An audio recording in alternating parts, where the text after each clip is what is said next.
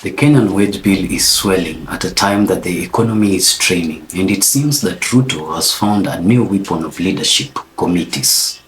We ask ourselves whether these committees are solving the problems or they are multiplying them. So today at the Civic Lens, we want to take a look at the numbers, the politics, and the rising cost of governing from endless committees.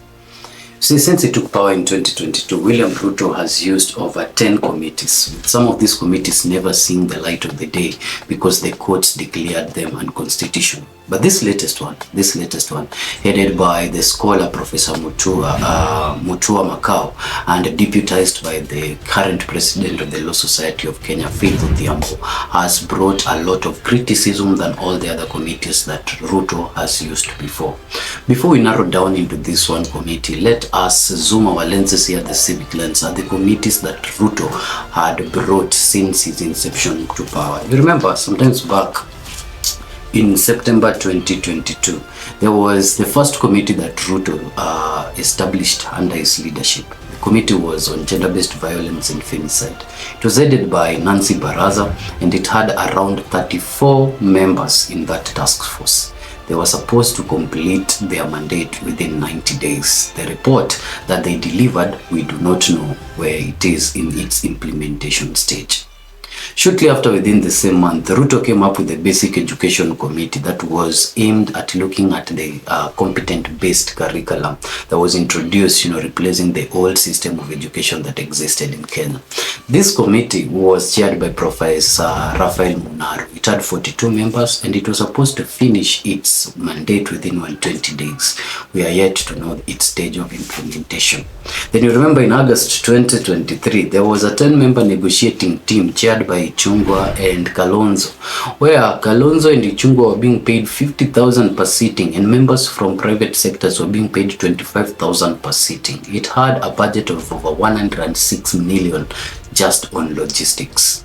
Then we saw in December 2022 the Police and Prisons Police Reforms Task Force that was headed by now the current presidential candidate and the former Chief Justice Maraga, which was declared unconstitutional, and so its mandate and its decisions, after public resources was vehemently used, was declared invalid. Now, this is interesting. If the former Chief Justice of the Republic of Kenya can sit on a task force that a court ends up to nullify its validity, then it questions Ruto's approach. Either it questions the sanity of the Chief Justice to sit in such a committee that he knows very well from its inception is unconstitutional, or it is Ruto's political tactic to make sure that if a particular committee is going to have legal issues around it, then the person sitting as the chairperson of that committee is either from the Law Society of Kenya or from the judiciary itself. And there's a proof to this. You remember there was the Human Resource for Health Committee that was also declared inconsistent with the Health Act. This was being chaired by Kama Rogo. But before that, there was the 8-member Shakahola task force that was chaired by this honorable judge, Judge Jesse Lesit.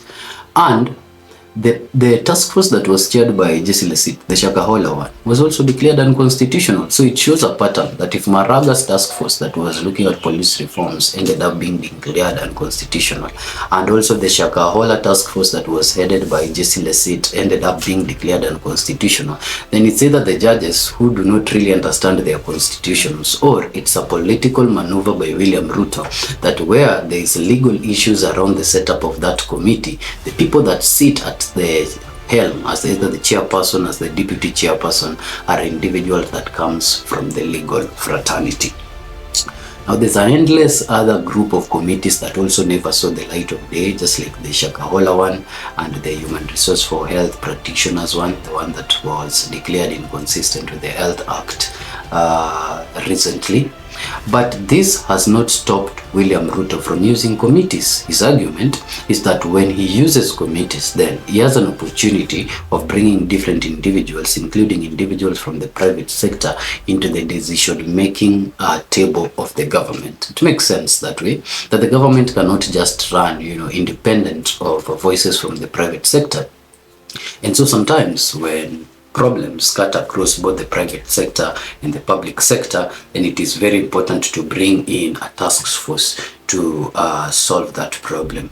Kenyans or critics coming from the united opposition and the rest of Kenyans who do not support the Kenya Kwanza government feels like at the back where right now the Kenyan economy is dwindling and the livelihood and the living standards of the people is also dwindling, development is on the low, the government using these resources on committees whose implementations we don't see, is actually questionable. It questions the desire or the decision by the executive to channel resources to this aspect of governing using committees, which actually strains the economy and strains the people of Kenya. Now let's come back to this latest one, the one that has received the biggest backlash. Ruto came into power in 2022. And since then, we have seen atrocities committed against the young people, the Gen Zs, during their protests. When the Gen Zs were protesting, and they were being arrested and arraigned in certain police stations without a clear legal framework for arraigning them and for charging them.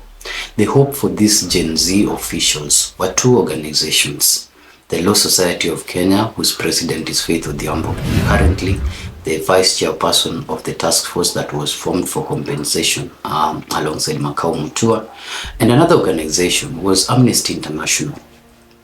Amnesty International has been known for centuries here in Kenya and globally for being an organization that stands for defense of human rights. Professor Makau Mutua is celebrated as the founder of the Kenya National Human Rights Commission. Faith Odhiambo is the key defender of the people during the previous mandamanos. Whenever you are arrested and you needed legal services quickly, people reach out to Faith Odhiambo in numbers. She therefore became a hero. And so Faith Odhiambo and Irungu Hostin are two individuals that I know personally and I have immense respect for. The thing that most Kenyans are questioning is what took Faith Odhiambo and Irungu Hostin to cross sides to join the government and sanitize the government that they witnessed on the front lines humiliating the Kenyan people. And so we want to narrow our lenses in this appointment, the nonsense about it, the talks about it, and really Ruto's target out of it. You see, generally this task force has been challenged for duplicating the roles that exist within the Kenya National Human Rights Commission. And Faith Odhiambo's key competitor in the LSK race prior to her winning and becoming the president was a gentleman called Peter Wanyama, who is actually a lawyer. Now, Advocate Peter Wanyama made a statement yesterday showing the need to distinct the Law Society of Kenya from government parastatals and task forces. And this need is because the Law Society of Kenya exists as the independent voice that can actually question the illegalities that are going on within the government operatives. It therefore beats logic if you take the president of the Law Society of Kenya and make them in charge of a task force, that ordinarily the Law Society of Kenya would have suggested otherwise about. So essentially taking Faith Odhiambo and putting her in that position as the vice chairperson of this task force silences the voice of the LSK Council. And this silence of the voice of the LSK Council is what Advocate Levi Munyeri did not want. And so Levi Munyeri has moved to court for a temporary injunction on the appointment of this entire 18-member task force, and specifically the appointment of the vice president of the task force from the Law Society of Kenya. His argument is that the Law Society of Kenya needs to be independent of the government activities and task force. And importantly, the president of the Law Society of Kenya should not serve in a government task force until his or her time is done. Now, from that general picture, you see two things. Number one, you see duplication of roles. The Law Society of Kenya is saying that this task force really has nothing to do because their rates is the Kenya National Human Rights Commission that has a mandate to do the very things that we want this task force to do. Number two, we are seeing a move to silence independent bodies. Because then if you take the voice of an independent body and make them to sanitize the government, then you give no room for that independent body to criticize the government. The same goes to Irungu Houston. People have been questioning why Irungu Houston actually decided to move over and join the government in this task force. And so Kenyans who still believe in Faith Odhiambo and Irungu, like myself, have perhaps comforted ourselves by saying that because of their consciousness, this is interesting because Irungu Houston is known for beginning the circles of conscience across a lot of Kenyan university to wake up the consciousness of Kenyan people through Amnesty International. And so we believe that out of their consciousness and out of their expertise, they are working into this task force to independently call to book the individuals like the Director of Criminal Investigations, the individuals like the Lagat were accused during these particular demonstrations, and every other key government official that was accused during these demonstrations of atrocities, and bringing them before the panel for questioning, for analysis, and for reports, so that the Kenyan people can see that they actively played a key role in this thing. But should they form part of this particular task force, and then it ends that this task force do not present a very valid report, or its report is not implemented, then the hard-earned reputation that Irungu Houston and Faith Odhiambo have earned over this while could go down the drain. And Ruto is using this categorically to neutralize the conflicts, or rather to neutralize the resistance that can come from organizations that have trust in these people. And that by extension neutralizes the resistance that can come from the entire populace, because the population for a long time really believed in Faith Odhiambo and Irungu Houston to advocate for human rights to the end. Now that is it as it stands right now. Faith Odhiambo and Irungu Houston perhaps really did a lot of soul searching before accepting this particular role. The individuals whose respect is still immense, and even as they are being challenged right now, Kenyans are still also giving them an opportunity. Should this task force go ahead after Justice Kizito's temporary injunction, should this particular task force go ahead, then Kenyans are giving both Irungu Houston and Faith Odhiambo a benefit of doubt to live up to the reputation that they have gained from the Kenyan people this while. Now, that aside, let's take a look at the economy. And this is important because it is shocking. If you read your dailies yesterday and today, there's this shocking story that the Kenyan's wage bill has premiered beyond half of the revenue that we collect. Here's where the numbers come in. Annually, Kenyans collect around 2.57 trillion from tax revenues. Now, this 2.57 trillion is supposed to go into the wage bill payment and also into development, certain roads, schools, hospitals here and there.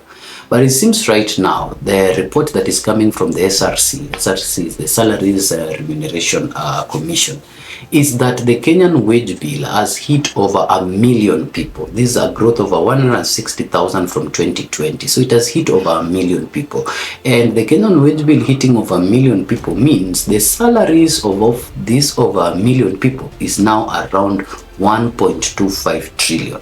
Now 1.25 trillion compared to the 2.7 trillion that we collect from our taxes and revenues gives you almost half of our revenue going to wage bill.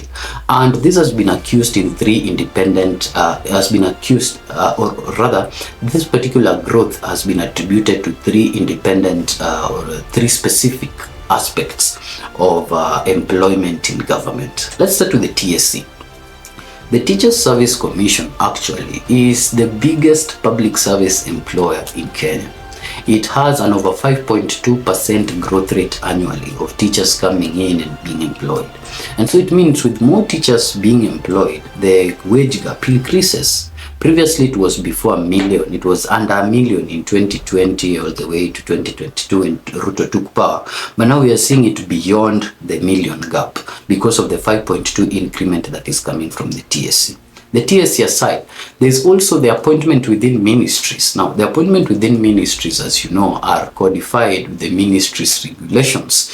And sometimes appointment within a particular ministry can actually skyrocket. So with the introduction of the new ministry, not really the introduction of the new ministries, but with the shifting of the cabinet secretaries within these new ministries, there is new employment or appointments that come with them. And this employment or appointments that they make as they are shifted or as they come to power increases the wage bill gap. And also after that, there's also the county governments. Now, devolution has been here with us here for over 15 years. We celebrated the 15th year of devolution not long ago. But after these 15 years, there's also increment in employment within county governments. Limited opportunities, but increment in employment. Now, this increment in employment has also contributed to the wage gap going beyond the $1 million figure. So as we speak right now, Kenyans are battling unemployment, not because there is no opportunities, but because the opportunities are filled and the wage bill that exists to pay for this opportunity keeps diminishing because our economy is not growing. So this is projected that in the next few years ahead of the 2027 elections, we might have an high increase in the rate of unemployment in Kenya. That's number one. We might also have a high rise on debt, because if the employment modules within the Kenyan government structure are filled to the brim and excess, and the amount that is being used to sustain the filling to the brim and excess is not sufficient, where would Kenyans resort to debts? So we are seeing a likelihood in the Kenyan economy that whereas Mbadi is telling us the economy is doing fine, and these statements are being made from the treasury that the economy is doing fine, but we're seeing a projection within the Kenyan economy that is going to increase the amount of our national debt while also increasing our level of unemployment. And it's going to be so funny that even the resources we have will not be fit to produce development. So we're going to be a state that collects taxes, uses these taxes to pay wage bills, do not develop, do not create more room for employment, and borrows more debt to even sustain ourselves locally. This move needs to be looked at, but the people that need to look at it are busy serving the president without question. This is the Civic Lens.